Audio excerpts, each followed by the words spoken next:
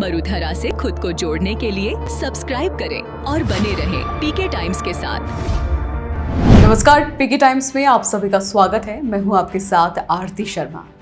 राजस्थान लोक सेवा आयोग यानी आरपीएससी को आखिरकार लंबे इंतजार के बाद नया पूर्णकालिक अध्यक्ष मिल गया है। राज्यपाल हरिभाऊ बागड़े ने 10 जून 2025 को भारतीय पुलिस सेवा के वरिष्ठ अधिकारी और वर्तमान पुलिस महानिदेशक उत्कल रंजन साहू यानी यूआर साहू को आरपीएससी का नया अध्यक्ष नियुक्त किया।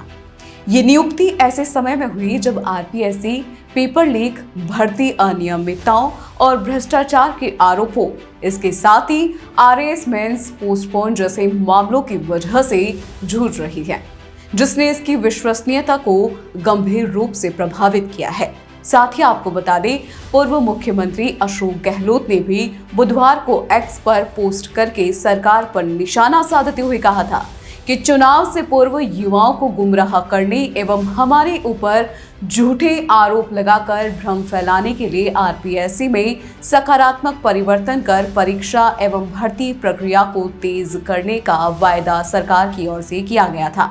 दुर्भाग्यपूर्ण ये है कि भाजपा सरकार 10 महीने में भी आरपीएससी का नया चेयरमैन तक नियुक्त नहीं कर सकी है और न ही सदस्यों के रिक्त पदों को भर सकी है। वहीं दूसरी तरफ राष्ट्रीय लोकतांत्रिक पार्टी यानी आरएलपी के नेता हनुमान बेनीवाल जयपुर में युवा आक्रोश महारैली के जरिए लगातार आरपीएससी के पुनर्गठन और 2021 एसआई भर्ती को रद्द करने की मांग कर रहे थे, जिसके बाद यूआर साहू को आरपीएससी का नया चेयरपर्सन के रूप में चुनना अपने आप में बेहद महत्वपूर्ण कदम है। साहू की नियुक्ति की सरकार का एक रणनीतिक कदम जो है वो माना जा रहा है, जिसका उद्देश्य आरपीएससी की साख को बहाल करना और भर्ती प्रक्रियाओं में पारदर्शिता लाना है। दरअसल ये पहली बार नहीं है जब राजस्थान सरकार ने किसी आईपीएस अधिकारी को आरपीएससी का अध्यक्ष नियुक्त किया है। इससे पहले भूपेंद्र सिंह यादव, जो एक पूर्व आईपीएस अधिकारी थे और डीजीपी थे और आरपीएससी के 35वें अध्यक्ष रहे थे, उनके कार्यकाल के बाद संजय कुमार श्रोतीय, जो एक अन्य पूर्व आईपीएस अधिकारी थे, ने अगस्त 2024 तक ये जिम्मेदारी संभाली। संजय श्रोतीय के कार्यकाल के बाद से ये पद खाली था और कैलाश चंद मीणा कार्यवाहक अध्यक्ष के रूप में काम कर रहे थे। अब सबसे पहले तो यूआर साहू की पृष्ठभूमि जानने की कोशिश करते हैं।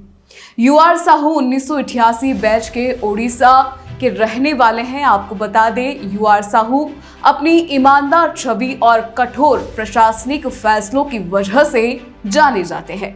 फरवरी 2024 से वे राजस्थान के डीजीपी के रूप में कार्यरत थे और इस दौरान उन्होंने पुलिस प्रशासन में कई सुधार किए। उनकी नियुक्ति को सरकार की उस मंशा से जोड़ा जा रहा है जिसमें वो आरपीएससी में व्याप्त समस्याओं, विशेष रूप से पेपर लीक और भ्रष्टाचार को नियंत्रित करने के लिए एक मजबूत और अनुभवी प्रशासक की तलाश में थी।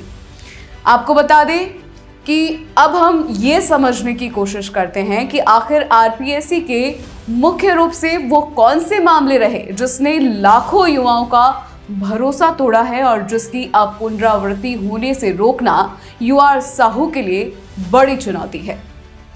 सबसे पहली जो बड़ी वजह सामने आती है वो है, जो मामला सामने आता है वो है 2021 एसआई भर्ती परीक्षा। इस परीक्षा में पेपर लीक की आरोप लगे, जिसके परिणाम स्वरूप 66 लोगों को गिरफ्तार किया गया। विशेष कार्यबल यानी एसओजी की जांच में आरपीएससी के पूर्व सदस्य बाबूलाल कटारा और रामूराम रायका की संलिप्तता सामने आई। दूसरा मामला 2022 द्वितीय श्रेणी शिक्षक भर्ती। सामान्य ज्ञान का पेपर लीक होने के बाद इस परीक्षा को भी रद्द करना पड़ा। लगभग 46 उम्मीदवारों को भविष्य की परीक्षाओं से स्थायी रूप से प्रतिबंधित किया गया। तीसरा मामला है 2022 राजस्व अधिकारी और कार्यकारी अधिकारी भर्ती का। ब्लूटूथ डिवाइस के माध्यम से नकल और परीक्षा केंद्रों पर अनियमितताओं के कारण ये परीक्षा भी रद्द कर दी गई। हालांकि दोबारा इसे 23 मार्च को फिर से करवाया गया। और चौथा मामला 2013 आरजेएस परीक्षा। पूर्व आरपीएससी अध्यक्ष हबीब खान गौरान पर अपनी बेटी के लिए पेपर लीक कराने का आरोप लगा, जिसके बाद उनके खिलाफ गिरफ्तारी वारंट जारी हुआ। इन घटनाओं ने आरपीएससी की विश्वसनीयता को गंभीर रूप से प्रभावित किया। अब समझते हैं क्यों चुना गया यूआर साहू को आरपीएससी के चेयरपर्सन के रूप में। सरकार द्वारा साहू की नियुक्ति के पीछे कई कारण हैं, जिसमें पहली है ईमानदार और कठोर छवि। साहू को उनकी बेदाग छवि और अपराधियों के खिलाफ सख्त कार्रवाई के रूप में जाना जाता है। डीजीपी के रूप में उनके कार्यकाल में राजस्थान पुलिस ने कई संगठित अपराधों पर नकेल कसी। तो वहीं दूसरी वजह है पेपर लीक पर नियंत्रण का अनुभव। एक वरिष्ठ पुलिस अधिकारी के रूप में साहू के पास अपराध जांच और संगठित गिरोहों को पकड़ने का व्यापक अनुभव है। पेपर लीक माफियाओं के खिलाफ कार्रवाई के लिए यह अनुभव बेहद महत्वपूर्ण माना जा रहा है। और तीसरी वजह है प्रशासनिक क्षमता। साहू ने डीजीपी के रूप में जटिल प्रशासनिक चुनौतियों को संभाला है, जो आरपीएससी जैसे संवैधानिक निकाय को सुधारने के लिए बेहद आवश्यक है। अब जानने की कोशिश करते हैं यूआर साहू की भूमिका और उनकी क्या कुछ चुनौतियां रहने वाली है आने वाले वक्त में। साहू के सामने आरपीएससी की साख को बहाल करने और भर्ती प्रक्रियाओं में पारदर्शिता लाने की बड़ी जिम्मेदारी है। और जिम्मेदारियों की अगर हम बात करें तो उनमें से एक है पेपर लीक रोकना। साहू को पेपर लीक माफियाओं के खिलाफ सख्त कार्रवाई करनी होगी। उनकी पुलिस पृष्ठभूमि से हमें उम्मीद है कि वे इस तरह से संगठित अपराधों को रोकने में प्रभावी होंगे। साथ ही पारदर्शी भर्ती प्रक्रिया की हम उम्मीद करते हैं। भर्ती प्रक्रियाओं में निष्पक्षता और जवाबदेहिता सुनिश्चित करना उनकी प्राथमिकता होगी। इसमें परीक्षा केंद्रों की निगरानी, डिजिटल सुरक्षा उपाय और सख्त नियम लागू करना भी शामिल है। इसके साथ ही लंबित मुद्दों का समाधान। दरअसल 2021 एसआई भर्ती जैसे लंबित मामलों को हल करना, जिसमें हाईकोर्ट में याचिकाएं लंबित है, ये भी यूआर साहू के सामने एक बड़ी चुनौती रहने वाली है। और इसके साथ ही युवाओं का भरोसा जीतना। आरपीएससी के प्रति युवाओं का खोया हुआ भरोसा या कहे विश्वास वापस लाना साहू के लिए सबसे बड़ी चुनौती रहने वाली है। इसके लिए उन्हें भर्ती कैलेंडर का पालन करना और समय पर निष्पक्ष परीक्षाएं आयोजित करनी होगी। साथ ही पेपर लीक समस्याओं का समाधान भी, ये उम्मीद जो है वो उपायों के तौर पर देखी जा रही है। पेपर लीक और भर्ती अनियमितताओं को रोकने के लिए यूआर साहू को महत्वपूर्ण भूमिका अदा करनी होगी।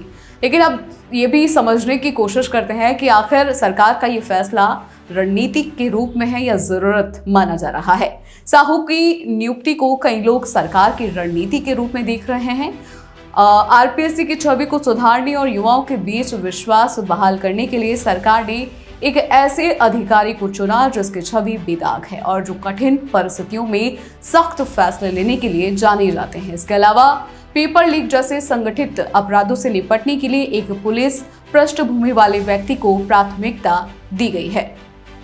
हालांकि कुछ लोग इस नियुक्ति पर सवाल भी उठा रहे हैं। उनका तर्क है कि बार बार आईपीएस अधिकारियों को आरपीएससी अध्यक्ष बनाना इसकी स्वायत्तता को प्रभावित कर सकता है। इसके बावजूद साहू की नियुक्ति को लेकर सामान्य धारणा सकारात्मक है और लोग उम्मीद कर रहे हैं कि वे आरपीएससी को नई दिशा देंगे। तो यूआर साहू की नियुक्ति आरपीएससी के लिए एक महत्वपूर्ण मोड़ हो सकती है। हालांकि उनके सामने चुनौतियां बड़ी है और सफलता इस बात पर निर्भर करेगी कि वे कितनी जल्दी और प्रभावी ढंग से सुधारों को लागू कर पाते हैं।